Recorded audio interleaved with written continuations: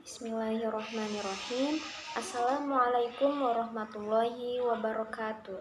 Perkenalkan, nama saya Mahdiatul Maisa dengan NIM 2312100008 dari kelas PAI 4A. Tujuan saya membuat video ini yaitu untuk memenuhi tugas UTS mata kuliah pengembangan kurikulum yang diampu oleh Ibu Dr. Helna Nelis MPD. Baiklah, langsung saja. Yang pertama itu apa sih definisi dari pengembangan kurikulum atau yang biasa disebut dengan kurikulum development dan kurikulum improvement.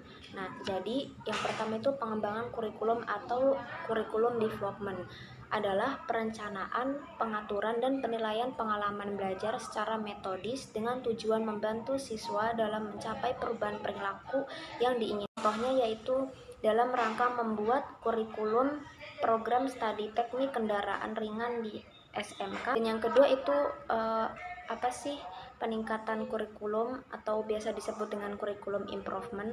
Nah, yaitu kurikulum improvement merupakan dua bagian dari perbaikan kurikulum. Proses dan produk adalah apa yang dapat meningkatkan standar pendidikan.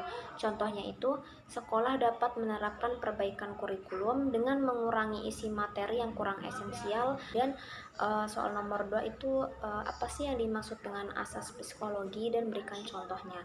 Nah, jadi asas psikologi itu salah satu prinsip yang berfungsi sebagai dasar untuk pengembangan kurikulum. Contohnya itu menyesuaikan metode pengajaran dengan menggunakan materi visual seperti gambar. Soal nomor 3, definisi dari pendekatan subjek akademis itu apa? Nah, jadi pendekatan subjek akademis dalam pengembangan kurikulum adalah seperangkat bahan kajian dan materi pembelajaran yang tersusun secara sistematis dalam mata pelajaran pada pendidikan tertentu yang dipelajari oleh peserta didik. Contohnya, pada aspek keilmuan atau mata pelajaran akidah memaknai sistematisasi ilmu tauhid.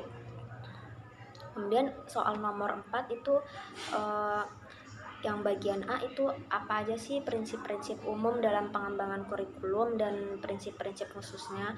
Nah, prinsip-prinsip umum pengembangan kurikulum diantaranya itu ada relevansi, fleksibilitas, kontinuitas praktik, dan efektivitas. Adapun prinsip-prinsip khususnya yaitu berkenaan dengan tujuan pendidikan, prinsip berkenaan dengan pemilihan isi pendidikan, prinsip berkenaan dengan pemilihan proses belajar mengajar, prinsip berkenaan dengan pemilihan media dan alat pelajaran, dan prinsip berkenaan dengan pemilihan kegiatan penilaian. Yang bagian B itu definisi dari prinsip relevansi. Nah, prinsip relevansi dalam pengembangan kurikulum adalah konotasi yang sesuai dengannya.